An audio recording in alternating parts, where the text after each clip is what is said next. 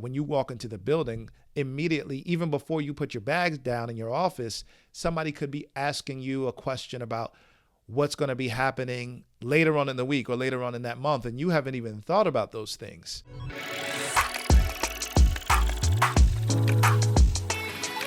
What's going on, everyone? I am Dr. Donovan Smalls II, and welcome to Beyond the Classroom. I help aspiring school leaders navigate interpersonal and organizational complexities for greater instructional impact. Now, today's topic, we're going to be talking about 5 things I wish I knew before I became a school leader. Now, before we get into our conversation, let's first talk a little bit about how my experience was. Now, during my education administration program, it was amazing. I learned a lot. I learned a lot about leadership in terms of theory. I learned a lot of research strategy, at least research-based strategies as it relates to becoming a school leader and implementing instructional leadership and what walkthroughs should look like. I've learned a lot of those things, right? Probably a lot of the things that you've learned in your program as well. However, what I'm learning is that there is a lack of practical implementation as it relates to the gap between programs, education administration programs, and once you first get into the position. Because what I'm seeing is that a lot of what we learned in our programs, yes, it does apply, but that practical implementation is so important. And a lot of times the lack of practicality has to do with the structure, just the nature of our schedules when we're teachers, right? It's nobody's fault. I just think it is the nature of teaching, right? Because you might only have, let's say you have one prep period a day and you have a lunch period a day. Now, when are you actually going to get that hands-on experience so you can see what it actually means to be a school leader? Because I truly believe that if you're going to be an effective school leader, you have to be more than an instructional leader. You also have to be an organizational leader. And we'll kind of get into that a little bit later. So let's dive right into the topic. Again, 5 things I wish I knew before I became a school leader. So number 1, time management is everything. You have to be able to manage your time, because if you don't manage your time will end up managing you. And here's what I mean. When you are a teacher, your schedule is pretty much set. You know what you're doing. First period, second period, third period, throughout your 8 periods, 9 periods throughout the day, however your schedule looks. You know exactly where you're going to be. You know what time you're going to be there. You know when your lunch break is going to happen. You know when you're able to use the bathroom, right? Like little things like that are built into your schedule, and you kind of have a routine of what you're going to be doing throughout the school year. However, when you become a school leader, you have to create your own schedule. Yes, you are going to have duties and responsibilities and all of these things. You're going to have to get into classrooms and figure out what your observation schedule is going to be, but it's up to you, honestly, to really determine how you are going to best utilize your time.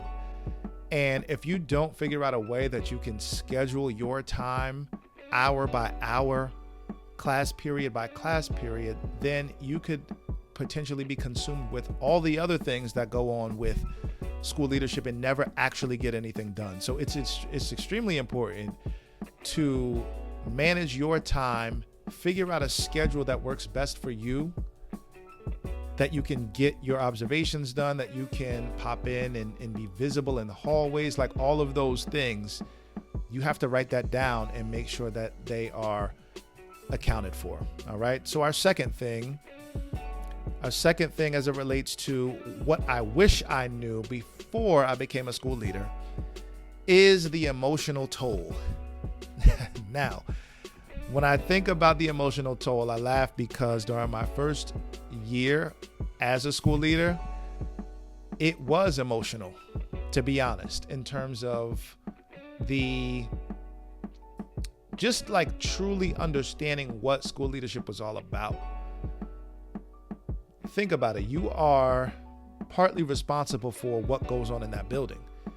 And there are going to be an influx of people who are coming to you for solutions, and you need to figure it out.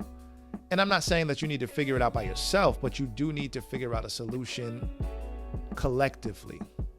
Okay. And so that's one of the ways that I was able to kind of overcome that emotional toll, that stress, and even that anxiety sometimes, that when you walk into the building, immediately, even before you put your bags down in your office, somebody could be asking you a question about what's going to be happening later on in the week or later on in that month, and you haven't even thought about those things.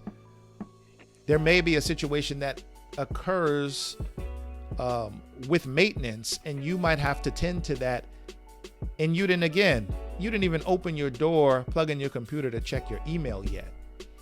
And so that emotional toll is a real thing, whether you are somebody that is emotionally healthy or that you're still working on those things. You have to be ready for what's coming as it relates to your emotional health. So again, my suggestion is try not to figure out everything by yourself. Lean on your team to try to figure out a solution, because that's going to, again, help you be the best that you can be emotionally, so that you can pour into those who you are constantly serving. So the third thing that I wish I knew before I became a school leader was that, and this is along with the emotional toll, but it's the weight of responsibility. So the weight of responsibility is going to fall on you, not solely on you, because you should have a team depending on what your role is going to be. And if you don't have a team, you have to find a network of people that you're going to be able to lean on. But it's that weight of responsibility of decisions that you make. You are going to be making decisions on behalf of an entire school community, and you have to understand that it does have weight to it. Not to shy away from that, but you have to know that you are constantly gathering data to figure out what's going to be best for students, what's going to be best for staff, and the entire people that you serve, like the entire school community and the individuals that you serve. You have to know that it is weighty, but that is one of your responsibilities as being a leader, right? It's not shying away from weight, but it is also understanding that you need to be able to carry that with you with grace, with humility, and know that, listen, regardless of the responsibilities that I have, I ultimately know that I'm not going to make everybody happy. And that's what leadership is about as well, which we'll talk about in another video. But it's the fact that, yes, I'm making these decisions. They hold a lot of weight, but ultimately, if you're operating from a place of gratitude, if you're operating from a place of humility, if you're operating from a place of doing things that are best for other people, you are ultimately going to be making effective decisions. So the fourth thing that I wish I knew before becoming a school leader is the value of delegation. And it brings me back to an experience that I had my first year, actually my second year as a testing coordinator. Our state testing was one of my responsibilities. And so when I first started hearing about all of the things that are involved with state testing, I started to become overwhelmed.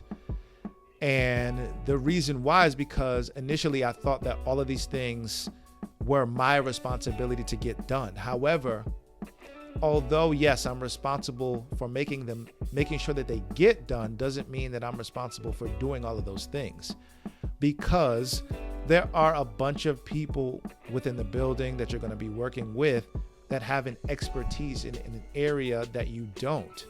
And so you have to lean on those individuals. Why? Because they know how to do things that are going to move the needle forward. And so the value of delegation really is the fact that you don't have to do everything. It's not your responsibility to do everything. There are people who are phenomenal at what they do, and you have to give them an opportunity to show that. Because that, again, is going to build trust. It's going to build credibility. And so lean on other people. Delegate those things that when you categorize them in your mind may fall under CST. It may fall under school counseling, may fall under academic interventionists. And it's not that you are pushing things to other people, but it's you're delegating things to people who have an expertise in an area that you don't. And then number 5, the last thing, the 5th thing that I wish I knew before I became a school leader was the value in data-driven decision-making. And so initially, prior to becoming a school leader, I kind of relegated data-driven decision-making to the academic success of students, right? Moving the needle forward in terms of student achievement. However, like all of that is important and it's necessary and it does make sense. However, when you're a school leader, you have to broaden your perspective as it relates to what it means to gather data. What it means to gather data is, let's say you have an incident where 2 students have gotten to some sort of physical altercation. How do you deal with that? Well, you have to gather all your data. What do I mean by that? You should be listening to both students, not at the same time, right? Not necessarily, but you should be listening to students. You should be writing things down. You should be listening to their story in terms of, is there anybody else that witnessed the issue? Who was there? We're writing all of that down. We're gathering our contact information. We're seeing where in the building or the location in the building where the situation happened. So you can write that down and then refer back to the camera, right? So there's a bunch of different data points that you should be collecting as it relates to any situation that happens in the building. You never want to make a decision without collecting all of your data, because then you might have to backtrack if you made a wrong decision because you didn't do your due diligence to do a full investigation, right? So all of that is important. It is important to gather as much information as you can before making any type of decision throughout your school leadership journey. So these were 5 things that I wish I knew before becoming a school leader. And to recap, it's time management, the emotional toll, the weight of responsibility, the value of delegation, and lastly, making data-driven decisions. I hope this video added value to you. I hope that you gained something from it. I hope that you are better prepared to walk into your school leadership journey when you land your first position. And I will have another video for you next week. Thanks for watching. I truly appreciate your time and attention, and I'll see you next time.